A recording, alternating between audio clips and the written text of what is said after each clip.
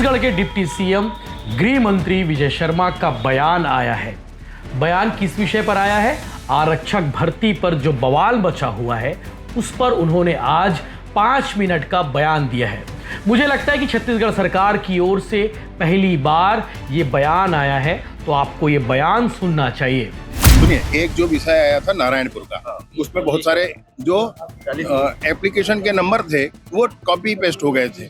उसको तुरंत दूसरे दिन ही या उसी दिन ही उसको संशोधित करके क्लियर कर दिया गया।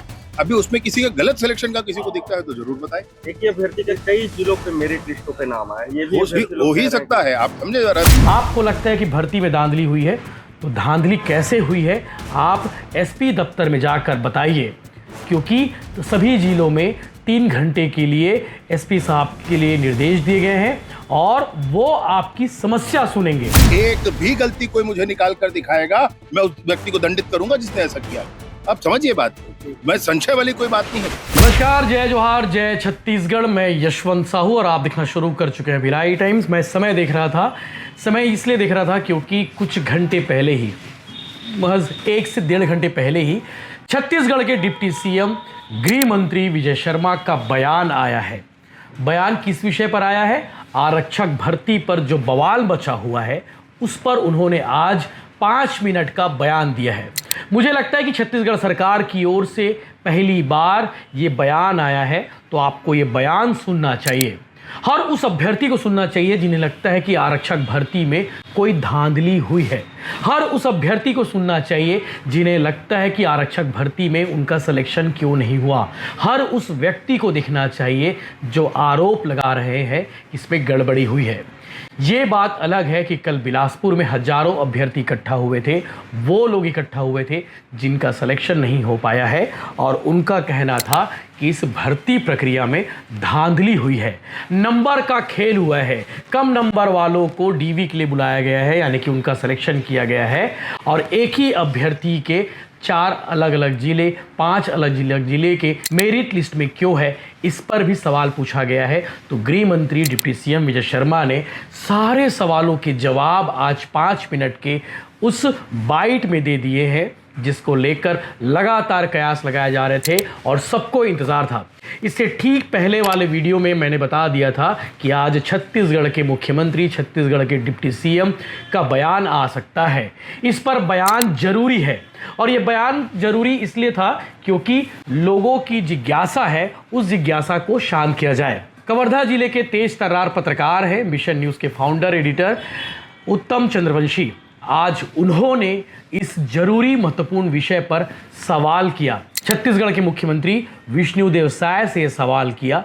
चूंकि आरक्षक भर्ती से जुड़ा विषय था, इसके बाद तत्काल डिप्टी सीएम गृह मंत्री विजय शर्मा ने कहा कि सवाल का जवाब मैं दूंगा और उसके बाद अलग से छत्तीसगढ़ के डिप्टी सीएम विजय शर्मा ने इस पर एक एक सवाल का जवाब दिया है।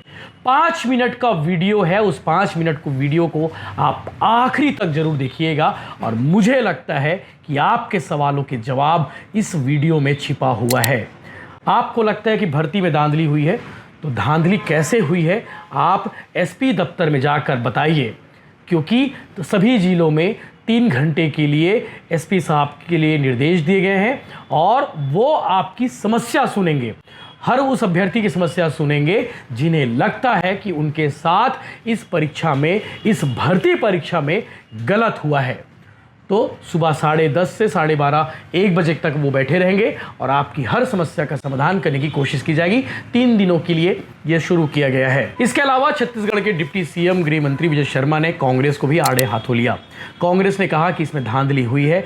विजय शर्मा ने कहा है कि आपकी सरकार में, यानी कि कांग्रेस की सरकार में नियुक्ति तक नहीं कर पाए थे और इस सरकार में विजय शर्मा यानी कि डिप्टी सीएम गृह मंत्री खुद खड़े होकर भर्ती करा रहे हैं। अगर एक भी गड़बड़ी होती है, उन्होंने चैलेंज करते हुए कहा, अगर एक भी गड़बड़ी होती है तो वो गड़बड़ी साबित करे, जो भी दोषी होंगे उनके खिलाफ कार्रवाई की जाएगी। तो 5 मिनट का वीडियो है। उत्तम चंद्रवंशी ने सवाल किया है, उस सवाल का जवाब क्या आया है वो आप सुनिए। जय हिंद। पुलिस बड़ा आरोप लगाया जा रहा है और हाई कोर्ट का दरवाजा खटखटाया है। निसंदेह बिल्कुल ही जहां तक संतुष्टि हो जाना ही चाहिए। मैं जिन का सिलेक्शन हुआ है उनको बधाई देता हूँ, नहीं हुआ है उनको कहता हूँ कि फिर प्रयास करें। मैं बिल्कुल दावे के साथ ये कहना चाहता हूँ, जिनका फिजिकल हुआ उन्होंने अपने नंबर को देखकर सामने हस्ताक्षर किया है फिजिकल में। फिर रिटर्न एग्जाम हुआ जो ओएमआर शीट पर हुआ, तो ओएमआर शीट पर जो हुआ तो ओएमआर शीट पर उन्होंने जब नंबर लगाया उसका आंसर शीट निकला तो मिलाकर जान गया कि उसको कितना नंबर मिला है। इसके बाद 3 बिंदु और बचते हैं जिसमें किसी को बोनस मिलता है, कोई एनसीसी वाला है या ऐसे कुछ है, वो 3 बिंदु है जिस पर बोनस मिलता है।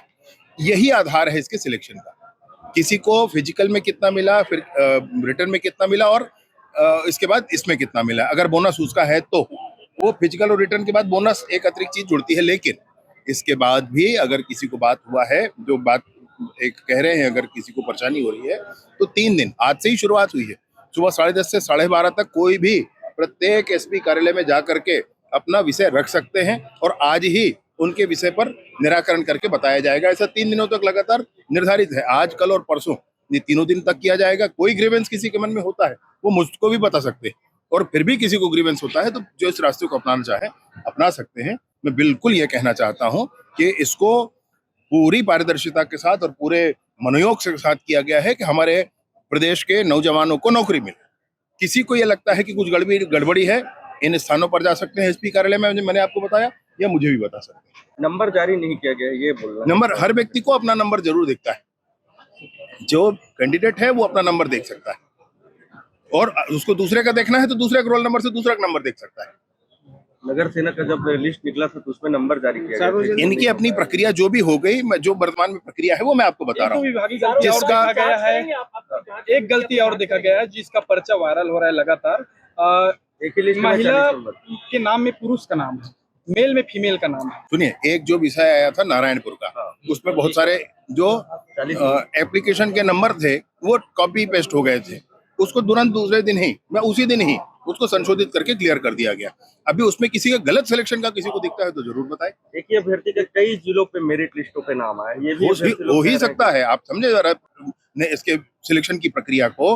एक व्यक्ति ने 5 जगह अगर फिजिकल दिया, रिटर्न 1 हुआ, उसके 5 जगह फिजिकल के अलग अलग नंबर है, रिटर्न का उसका जो भी नंबर है 5 जिलों में मिलेगा, और जुड़ करके उसका अगर मेरिट लिस्ट में 5 बार आएगा तो 5 बार आएगा ना। आप समझ रहे मेरी बात? ये इस तरीके से बात आएगा। इसमें कहाँ किसको क्या परेशानी है, फिर भी 3 दिनों रेगुलर एसपी के कार्यालय में बैठकर बात कर सकते हैं।